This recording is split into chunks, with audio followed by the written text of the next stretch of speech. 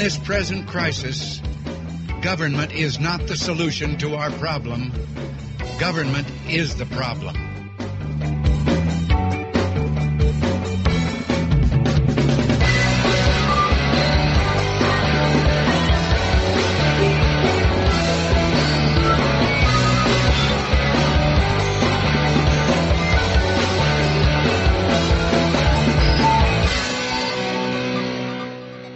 Mr. Gorbachev, tear down this wall.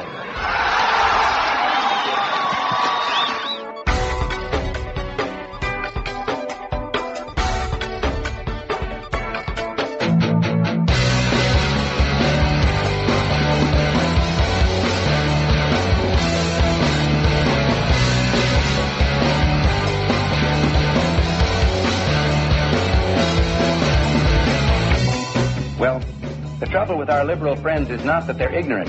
It's just that they know so much that isn't so.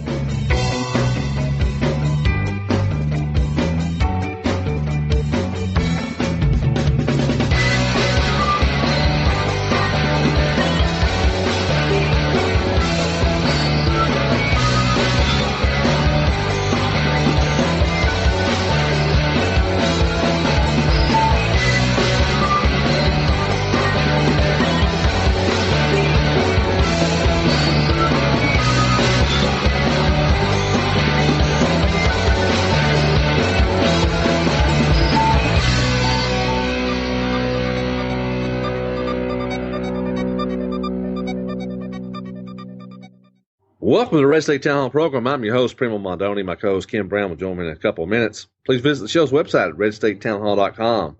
While you're there, be sure to like us on both Facebook and Twitter. Wish to contact us, email address is primo, P-R-E-M-O, at redstatetownhall.com. Our show's broadcast here on Red State Talk Radio, America's premier grassroots conservative internet talk radio network. The show is also syndicated through iTunes, Stitcher, TuneIn, Podomatic, TalkStream Live, Player.fm, Roku, and at least a dozen other websites. You can listen to the station using their Android, iPhone, and BlackBerry apps. Visit the station's website, redstatetalkradio.com, to download the appropriate app for your smartphone.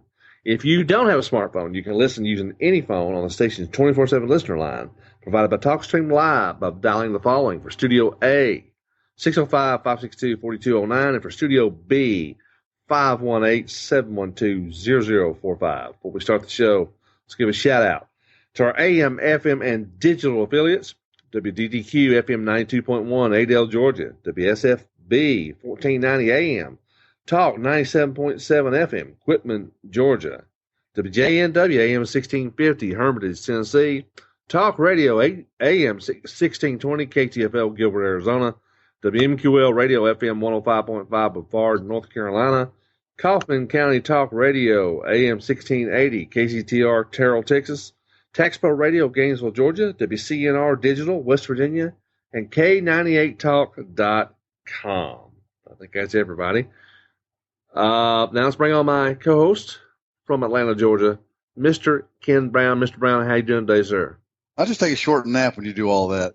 Yeah, I know. I'd like to too. I need to pre-record that, I guess. And I used to have it pre-recorded, but there's so many. I had to pre-record it and change it so many times because different stations coming on and off and all that stuff. And like, well, it maybe makes more sense just to read the stupid thing. So, anyway, how's your weekend? Well, it's been a little wet down here, but Halloween is come and gone, and we're in November now, aren't we? Whew.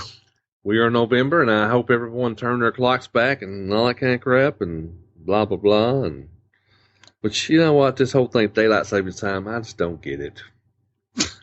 Maybe it made sense back in the old days, for farmers. And I mean, I don't even know if it makes any sense at all, really, to be honest with you.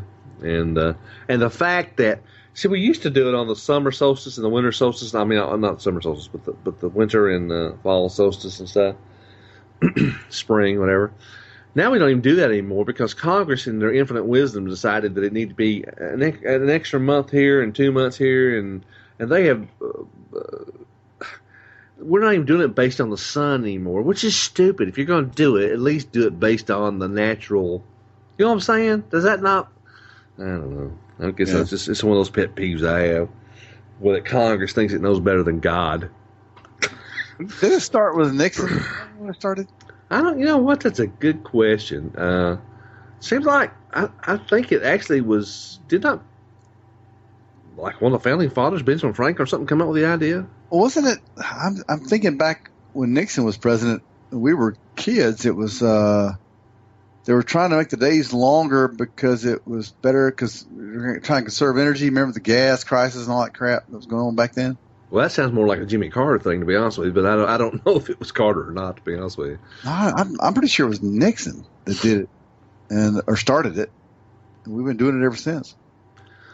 Yeah, I mean, somebody. I guess we ought to look that up one of these days. You know, if you got nothing else better to do, look that up. But anyway, let's go ahead and get started here. We've got plenty to talk about. Well, Obama. This guy, if this guy isn't the worst foreign policy president in the history of the United States of America, I don't know who the hell is. Well, I wouldn't stop there. This week he reversed course. You know, he said we weren't going to put any boots on the ground in Syria. And whether you agree with that or not, whatever. But he's already gone back on his word, and we are now putting boots on the ground in Syria. But, of course, I was going to say, Ken, that he's only dipping his big toe into the pool, but really it's more like the little toe. He's only authorizing 50 U.S. troops, I guess Special Forces guys, if I remember right, to go into Syria. So now we have boots on the ground. We have the 50 troops, supposedly. But Barack Obama cannot admit, and his staff cannot admit, and the White House press secretary cannot admit that he's actually reversed course. And the fact is he has. And the thing is, I don't know about you, Ken, but I don't necessarily have a problem with whether or not we have boots on the ground. I mean, I don't want to get into a big, prolongated war in Syria, that's for sure. But I'm not sure. What the hell are 50 troops going to do? I mean, really, just be honest. Well, I would not want to be one of the 50. I'd want to be. If I was one of the 50, I'd be going. Can we have like maybe 1,000? Yeah. Can you send another 950 guys with us so we have a fighting chance here? Yeah. 50 guys. Jeez. Hell, there's probably 50 people who are responsible for Obama's safety every time he steps out of the White House and gets on Air Force One or whatever. I mean, you know what I'm saying? I just that's just ridiculous. I mean, if you're going to do it, do it. If I were going to do it, I would send, like you say, at least 1,000 troops, maybe 5,000. Man, I don't know what the magic number is. I tell you what, though, it would not be a political decision. It would be something where I would go to my generals and I'd say, what do we need? How many men do we need? What supplies? What equipment do they need? Let's get it done. I want this done, but let's do it the right way and the smart way and the safest way possible. That would be my only consideration. It wouldn't be whether or not I had politically made a statement saying I wouldn't do it and all that kind of crap. That's not leadership, ladies and gentlemen. But we haven't had one in 7 years. Well, yeah, we've not. Yeah, there's not been leadership in this White House in a while. Anyway, I just thought I want to bring that up and just take a look at the Middle East and what a damn mess it is now with this guy in charge.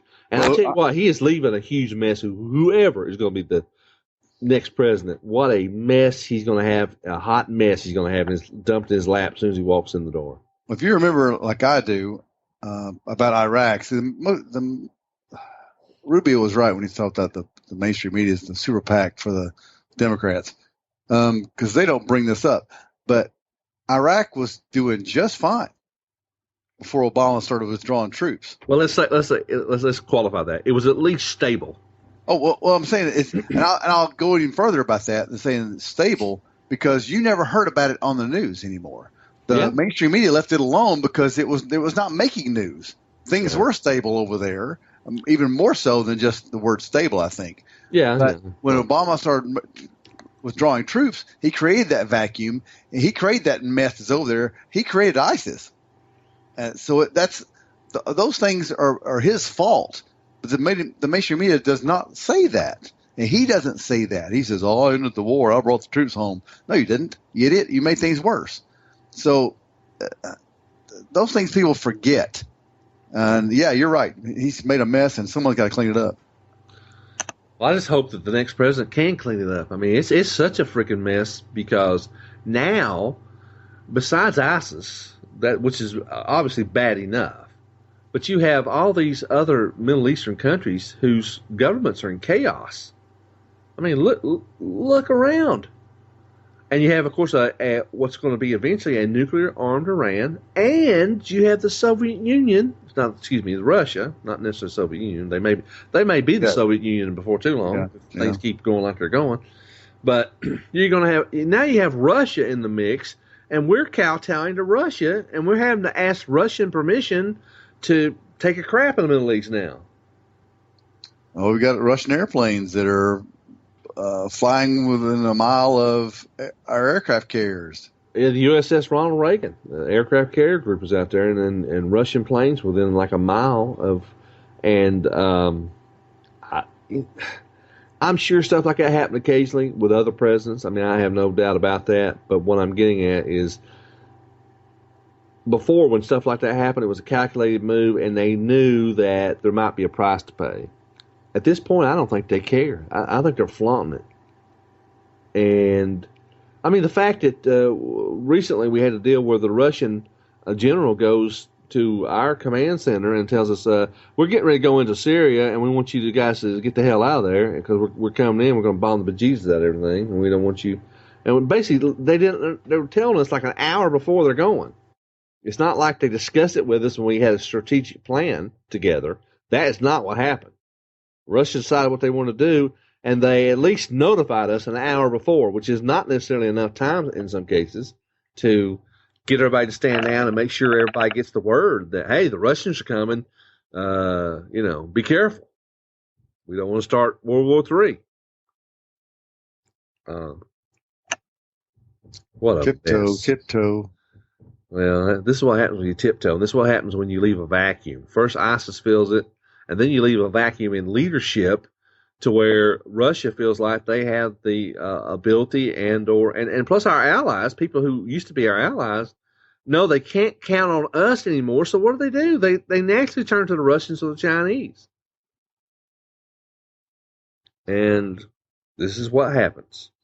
The thing to watch to me is going to be Israel. What is Israel going to do? They're going to do whatever the hell they have to do. That's as simple as that. And I've heard reports that Obama was ready to shoot some planes down or something if they were going to. There are published reports that that there were scenarios where that if Israeli planes did this, did that, U.S. planes would engage those Israeli planes, and that is just crazy as hell. That's nut. That is. If that doesn't tell you whose side this guy's on, nothing will. I know. Jeez Louise. Well, let's get off foreign policy just a little bit here. Let's talk about one thing we're going to talk about presidential politics, trust me. But one thing I wanted to bring up is, we've been talking the last 2-3 weeks, Ken, about the co-ops. The Obamacare co-ops are failing, and there's like 11. There's already been 5 or 6 that have already failed or whatever, and there's been now 11 that are on death watch that they think are going to go. And this past week, I think we've had 2 that have now officially failed, and that's in the state of Kentucky, which, by the way, Kentucky's Obamacare system was touted as one of the successes just a couple of years ago. And they've already lost their bacon. And I think the other state, I think Indiana, but I'm not positive. I'm not positive about that. But there's been at least 2 states this week that have gone kind of belly up, and all these other states are going to follow. Another mess. And Obamacare simply will not survive as it's laid out right now. Whether you are for Obamacare or not, they're going to have to do something to fix that. Because think about it. They've got everybody being required to be on it or paying stiff penalties with the IRS and have these enormous premiums, and et cetera. But the thing is not viable. There's no way in the world it can survive on its own without a huge infusion of cash. And how does government fix things, Primo? Well, they usually screw it up worse. Is every time with whose money do they fix things with? Well, or try to fix things. Well, of course, it's always ours. That's what they do. Government creates a problem. Yeah, there you go. They go, oh, we got to fix this because this is a problem. They create an even bigger problem. And then they have to wind up getting more money from us to try to fix their mistake, and they make the mistake worse and worse and worse. Well, I mean, the original problem that they have created is generally because they've wasted money and or have not overseen whatever it is you're talking about at the time, right? Because they're too big. Because and then of course, when they do that, they make it worse by adding more and more money into it. It's like the old thing of, pouring money into something is not the answer for. Basically, to be honest with you, almost anything you're looking at, pouring money into whatever is failing is not generally the solution. Most of the time, it's 99% of the time, it's probably the worst thing you can do. But that's, of course, what government does. It does the stupidest thing possible every single time. Well, that's why we're Reagan conservatives, folks. People listening out there, we're Reagan because we don't want bigger government. Bigger government does not work. Remember the 9 words, Primo, that Ronald Reagan said the worst words you could ever want to hear? I'm here for the government. I'm from the government. And I'm here to help. That's exactly right, and that's so true. Yeah. Bigger government does not solve any problems. It makes things worse. And what's worse than that is they take your and my money. It's not their money. It's our money. And they want more and more of it to fix bigger and bigger problems that they created. I know. And what's so crazy is we keep letting them get away with it. Maybe not. Maybe we got something going on here. Maybe for 2016 we got something going on. I hope so. I know we're going to talk about I'll wait my turn. Go ahead. Well, I mean, we kind of got rid of a couple things that I wanted to mention, and then we are most of the show is going to be dedicated to politics in terms of 2016. Before this last debate, CBS New York Times poll had Ben Carson edging out Donald Trump. In the first national poll, I think that's been done thus far, where Ben Carson was ahead of Trump.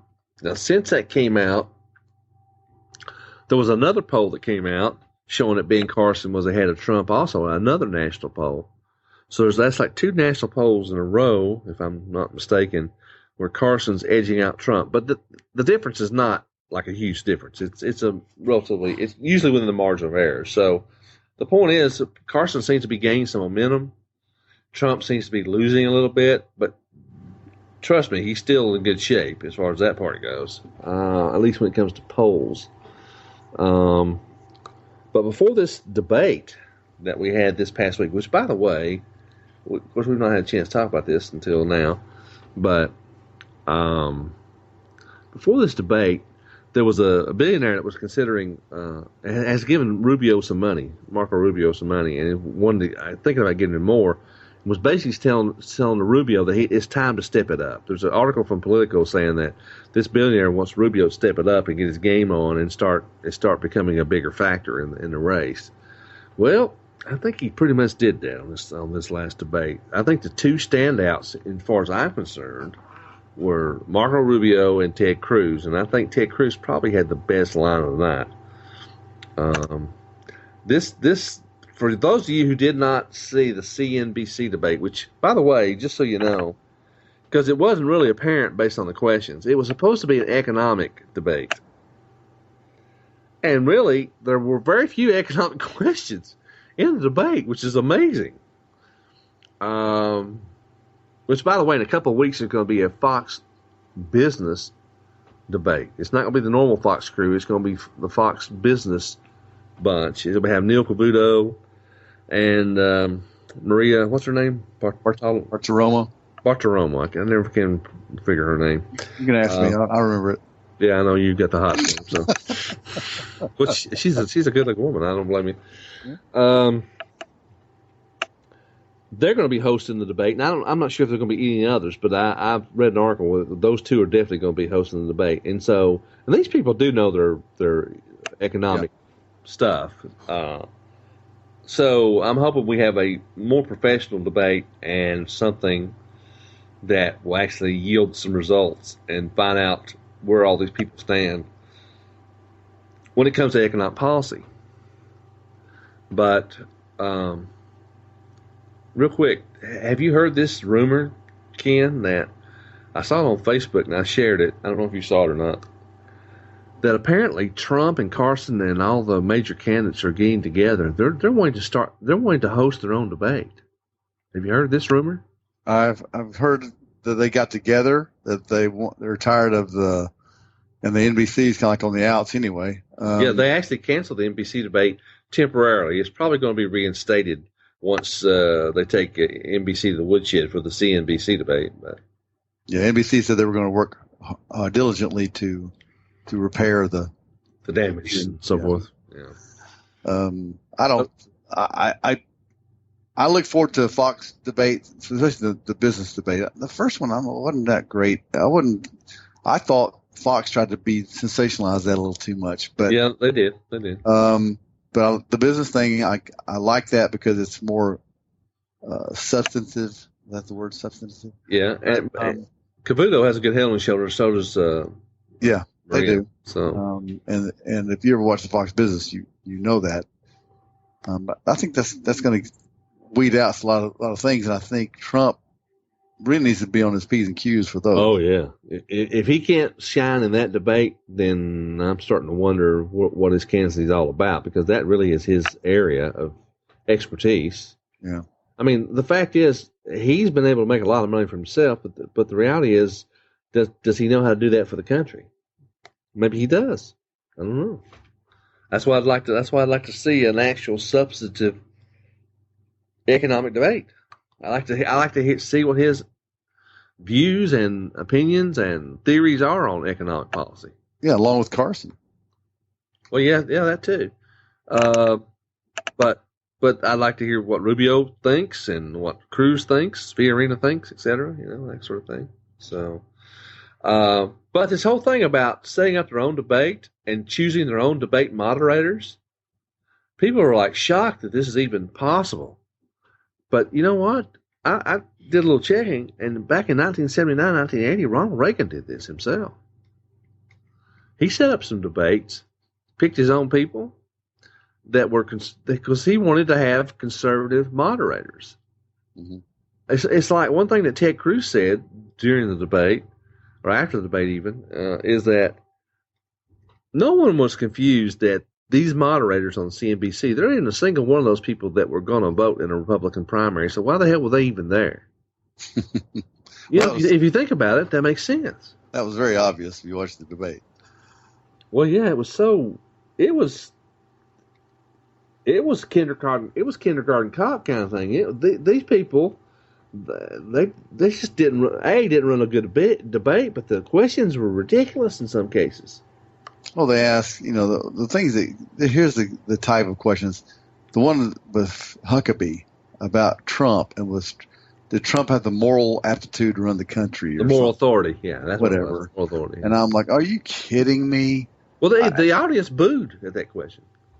Yeah, I don't like that. I like that. And the audience booed at several of those. One of them was Carson. And Carson Carson had to stop. It was so loud. Yeah, I forget what the question was to Carson, but the question got booed when they asked Carson the question too. Yeah, and what was funny is Carson goes, he raised his hands and goes, "Well, they know. Yeah, they know. The audience knows what's going on here." I actually thought Trump was being pretty nice that debate. He could have really unloaded on the media, and he just said, "Yeah, he was rather subdued." I thought he said, that's a nasty question. I'm like, that's the best you can do, though. It's nasty. You could really unload on these guys like the rest of them did, but he kind of held back. I think he's starting to listen to the talking heads. People are talking to him, trying to advise him. Well, don't come off so nasty. Try to be a little nicer. Try to this and that. And because his performance was, so, like I say, subdued. And maybe that's because he was expecting all these economic questions and didn't get them. Maybe it threw him off his game a little bit. I don't know. Do you feel like I feel that Bush is he's on his way out? Yeah. Matter of fact, I've got a story about that. We're at the time we need to go to break. When we come back, we're going to talk a little bit about that and more stuff. We'll talk about Hillary. We're going to talk about her email stuff, which is, of course, there was another document dump of emails this on Friday. Stick with us. This is the Red State Town Hall program. I'm your host, Primo Mondoni. I'm joined by my co-host, Ken Brown. We'll be back in just a few moments. Red State Talk Radio, WRS Cleveland.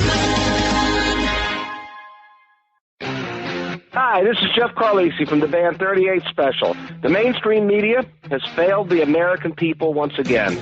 Internet radio networks like Red State Talk Radio will not fail you. Tune in 24 hours a day. Studios A and B. Great conservative programming around the clock. Red State Talk Radio, the dominant force in Internet conservative talk radio.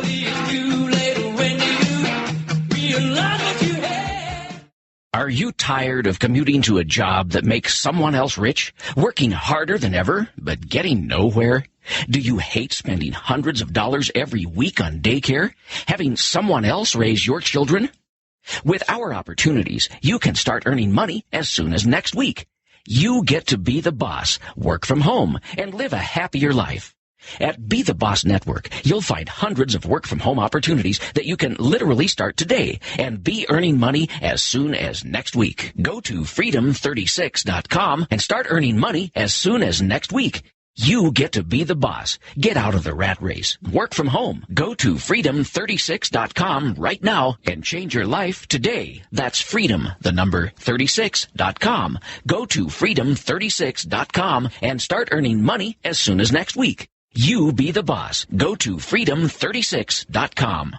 Do you use Viagra or Cialis? Have you been thinking about trying Viagra or Cialis? What if we could promise you the same results for less than $3 a pill? If you're paying $20 a pill for Viagra, you're getting taken to the cleaners.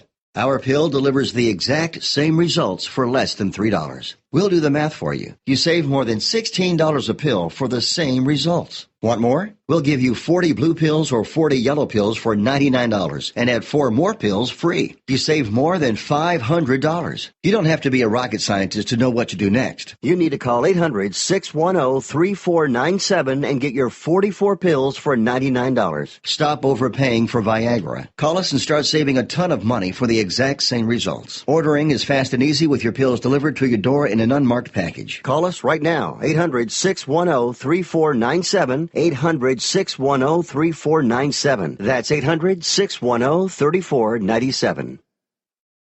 If you're diabetic, this message could change your life. Is your blood sugar out of control even when you do all the right stuff? Are you afraid of diabetic blindness and the risk of amputation, as well as all those other side effects? Well, you should be. Is there anything that could help manage your blood sugar? Nobetes is a natural supplement that may quickly and dramatically lower your blood sugar. My name is Bob Corder. I've been using Nobetes for about 3.5 to 4 months now. And in the first 3 months, I've actually lowered my blood sugars from 500s down to 139, and then it dropped to 88 to 93. My name is Kirsten. I'm a type 1 diabetic, and while taking Nobetes, my blood sugar levels dropped from 295 to 115 in just one day. The FDA hasn't evaluated these statements, and Nobetes isn't intended to diagnose, treat, cure, or prevent any disease. But for many, it's helped drop their blood sugar. So if you've been evaluated with high blood sugar, don't delay. Evaluate Nobetes now. Call 800-554-7159 and get 2 bottles free. Just cover shipping and handling. Call 800-554-7159. That's 800-554-7159.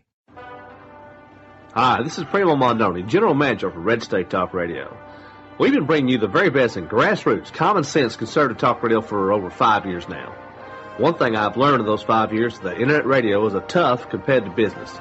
And if the station is going to advance that next level, it's going to require a significant increase in investments in both personnel and infrastructure. Our listenership grew by 42% in 2014, and with our ever-expanding listener base, it's time that we begin the move to a more listener-supported model to provide the station's future financial needs. Therefore, we're asking our loyal listeners to consider making a donation to help us reach our goals. Monthly subscriptions begin at only $2 per month. So please, help us restore conservative principles to our republic. Visit our website and become a Red State Talk Radio supporter today. Red State Talk Radio. The Talk Monster. The path to restoring our republic was laid down by our founding fathers. The principles of freedom, liberty, personal responsibility, and limited government are conservative ideals we will never abandon. America is listening. Grassroots, common sense, conservative talk radio. It's on the internet. Tune in now. Red State Talk Radio, featuring some of the most popular internet talk show hosts in America today. Are you listening? RedStateTalkRadio.com. Okay, we're back. Ken was mentioning before we went to break about Bush that maybe he's fading fast. And there's a story that was on Yahoo Politics where there's a leaked Bush memo where they're complaining they spent all this money in Iowa and they're getting very few supporters and very few people. They've only had like 2 people who volunteered for the Bush campaign. 2. That does not bode well. And we've said before, you and I both don't think he's going to do all that well in Iowa anyway. But he spent a lot of money in Iowa and is getting almost nothing for it. And people are starting to wonder if, of course, investing money in the Bush campaign is a smart move. And I'm thinking probably not at this point. Like I've said before, I think he'll do decent in New Hampshire. I don't necessarily think he'll win New Hampshire. I just think he'll finish in the top maybe 3 or something in New Hampshire. But he's not going to do well in South Carolina. He's just not. So I think, I don't know. I think if I'm right and those 3 things happen, he doesn't do well in Iowa, he does okay in New Hampshire, and he gets basically drilled in South Carolina, which I think he will. I think you put a fork in him, he's done. I don't see how he goes on. I think his little attack on Marco Rubio was ill-advised, and I know he did it. He knew he had to do it just to get some of Rubio's supporters or make Rubio look small or something. I don't know, but it backfired badly. Well, it looked like desperation to me. Did you not think so? Yeah. I mean, all those. Rubio just made him look small. Rubio went back at him and had a great comeback. One thing you can't do with Rubio is you can't put him on the spot. He's too good on his feet. Well, that plus here's the other problem with what he did is he was talking about the fact that Rubio was missing votes in the Senate. He talked about that for like a week before the debate. So the Rubio people knew that was going to come at some point. And so now the fact is Marco Rubio is good on his feet. There's no doubt about that. But think about it. I mean, Rubio had an entire week to prepare. Really he did. Yeah. And so he's just sitting there like a tiger getting ready to pounce, waiting on Bush to unload that. And when he did, boom, it blew up right in his face. And Bush was a non-factor from then on in that debate. Yeah, I thought for the most part he was non-factor the entire debate. But at that point, yeah, he pretty much. Well, he had his moment in the sun, and he blew it. Well, it was a potential to be a moment in the sun, and if he'd been smart, he wouldn't have brought that up until about the voting record until the debate, so that Rubio didn't know it was coming. Now, I still think Rubio would have been able to handle himself just fine. I do too. But the way he did it, I mean, that just shows that he doesn't understand the political dynamics. If you're going to spring something on somebody, you don't spring it to them a week before you're going to spring it. You know what I'm saying? You don't tip your hand. That's just kind of like Iraq. Yes, it's like common sense. Is with the enemy, you don't tell the enemy, well, no matter what, we're not going to do this. Don't worry about that. We're going to withdraw this date. We're going to withdraw this date, and we're not going to put boots on the ground, and we're not going to do this, we're not going to do that. And when you start doing that, you telegraphing your actions to the enemy.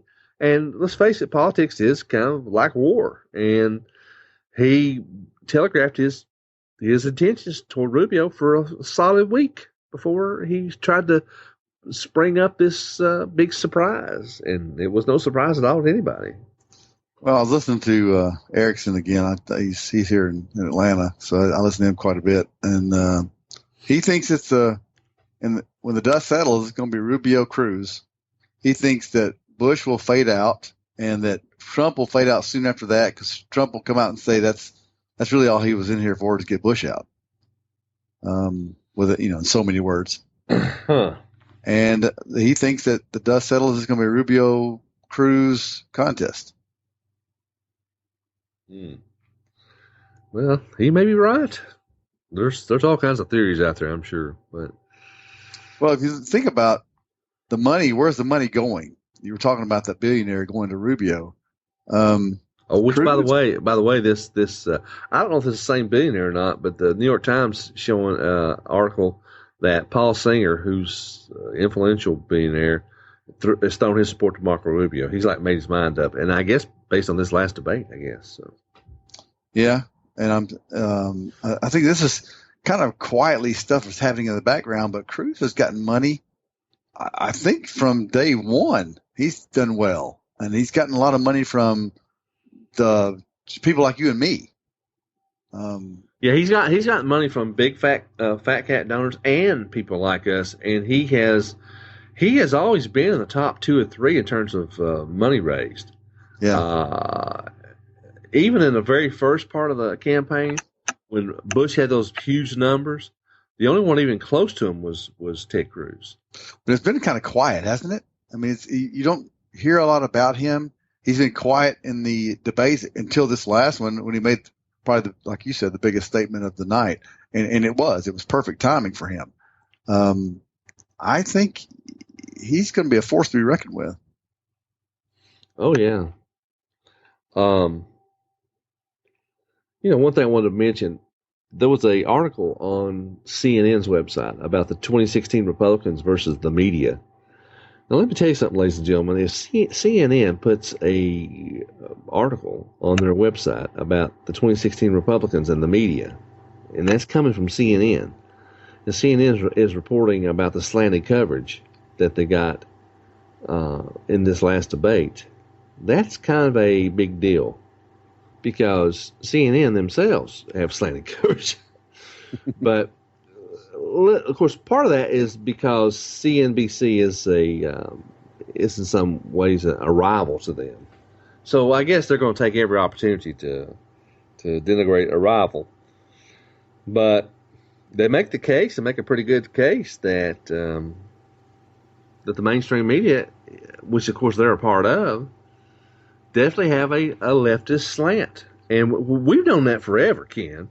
I think it's just somehow, I think maybe some people in mainstream media are just now figuring out that they have their own bias. I mean, it sounds ridiculous, but I think when you say slant, I think you're being kind.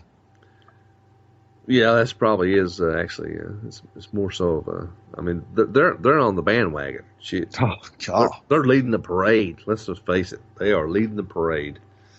The thing about that I like, one of the best two things that happened in that debate for me was the Cruz comment about the media and Rubio's comment about Hillary. He called straight out her a liar. He didn't say she was misspoke or used untruths or those kind of words. He said she lied. She lied to the American people. She lied to the families. Yeah. I think that's what I want. I think we need someone to attack Hillary. She's not. I don't care if she's a woman. She doesn't have that. You can't go after me because I'm a black man, Obama type thing. You know that. Right. She doesn't have that. She's a Clinton. And the Clintons think they're above everybody else, and you need to go after her tooth and nail. And I think he did that night. Well, what was good is up until Rubio's comment, the only person on that stage that has actually called Clinton a liar was Carly Fiorina.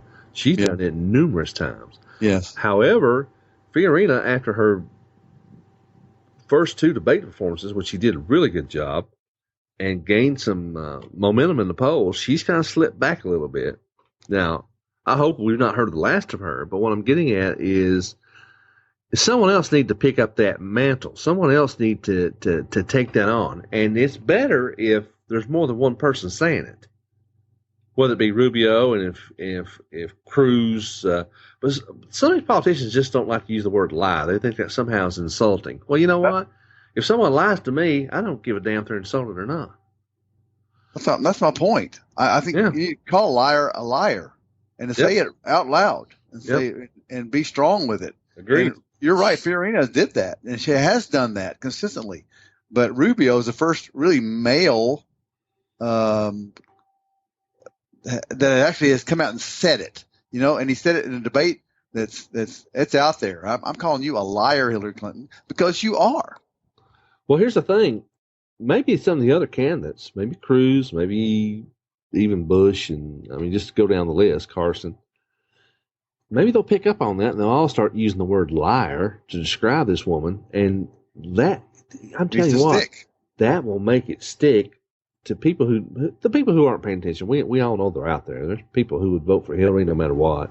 Mm-hmm. But if they keep hearing that she's a liar, she's a liar, she's a liar, she's a liar from virtually every candidate that's opposing her, maybe they'll start wondering, well, geez, maybe she is a liar. It's a game plan out of the Democratic playbook. We were just before the show. We were talking about how the Democrats changed the terms of everything. Got to make it work for you. And climate change was not climate change; it was global warming, global cooling. I don't remember the greenhouse effect. All that stuff was in the big. That was what all the talking points. Then it like overnight, it became climate change. Because climate change makes it worse no matter if it gets hot, it gets cold. It doesn't matter. It's climate change, and they all follow that straight line. It's like a memo goes out the night before. No, don't say global warming anymore. And then it's amazing how well they communicate their message and how consistently they do it. And like you said, it's almost as if a memo goes out to every single liberal in the country, and they all know exactly on this date this is what you say. Yeah, they are. These people. We were talking about this again before the show about liberals and progressives. They walk in lockstep, man. They don't deviate from the plan, and that's why these people make such great socialists and communists. But you've got, in this case, you've got the truth on your side. When you call Hillary Clinton a liar, hey, you've got proof. There it is. There's her emails to her daughter, to the Prime Minister of Egypt. You called it. Then the very next day, it's a video. No, ma'am, you lied, and you lied to those families, the people that. And we're not talking Watergate here, Primo. We're talking about people that died. 4 Americans died, and you're lying about how they died. I know. Real quick, I want to bring this up. There's an article that from McClatchy News Service talking about Clinton's email problems and the FBI investigation. And one thing that was in this, I want to read. I rarely read stuff out of a article, but I wanted to read this particular little section here. So stick with me just for a minute. I'm going to pick up in the middle of the article, and it says here, most people who spoke to McClatchy says it's unlikely the former First Lady, Senator, and Cabinet Secretary will face charges because of her high profile and the hurdle to prove she knew the emails contained classified information when she sent them to others. Quote, she's too big to jail, not too big to fail, too big to jail, end quote, said National Security Attorney Edward McMahon, Jr., who represented former CIA employee Jeffrey Sterling in 2011 in a leak case that led to an espionage prosecution and 3.5-year prison term. He cited a pattern of light punishments for top government officials who have mishandled classified information, while lower-level whistleblowers such as Sterling have faced harsh prosecution for revealing sensitive information to expose waste, fraud, and abuse in government. Now listen to this. At least 671 emails that Clinton sent or received through her private server contain classified material, according to the State Department's latest update this past Friday. From its ongoing review of more than 30,000 emails, her aides also sent and received classified information. So not just Hillary's emails, her aides have done this too. Huma Abedin and Cheryl Mills and all these other folks. And the point is here, I guess the big question is, Ken, is Hillary Clinton too big to jail? I hate that double standard crap. I hate it. I hate that she's too big to jail. Are you kidding me? No one's too big to jail. Well, let's maybe rephrase that. The way the world should work is that no one's too big to jail. The way the world actually works is there are situations where people are too big to jail. I just don't know if the FBI, the media, everyone else involved in all this mess would have enough guts to prosecute this woman. It's clear that she has violated the law. It's clear that she's violated the Espionage Act. It's clear that she has done all kinds of things that are against federal laws, and most of them are felonies. But will they actually prosecute her? And the only hope we have is that Director Comey and the FBI is going to do his damn duty for once. And I'm not picking on him per se, but what I'm getting at is we already know the Obama Justice Department, the Obama White House, they don't hold anybody to account. No.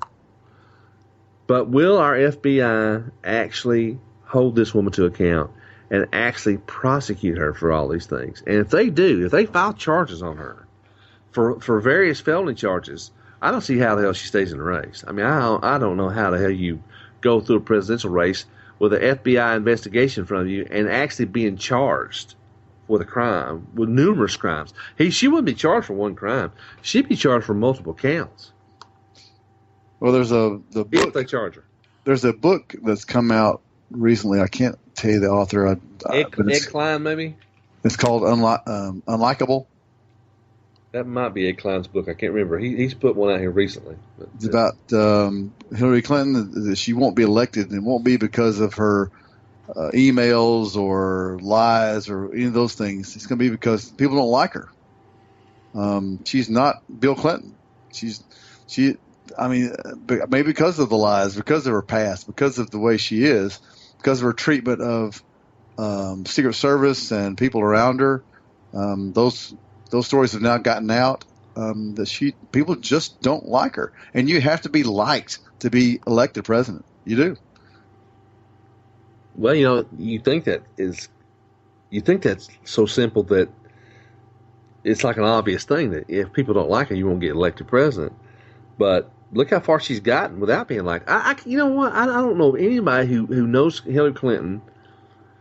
I mean, of course, I don't know her personally, and you don't either. But what I'm getting at is, does anybody that knows her or knows her personally or known her for a long time, does anybody ever say, oh, she's so likable, she's so kind, she's so this, she's so that? You don't hear those comments about Hillary ever.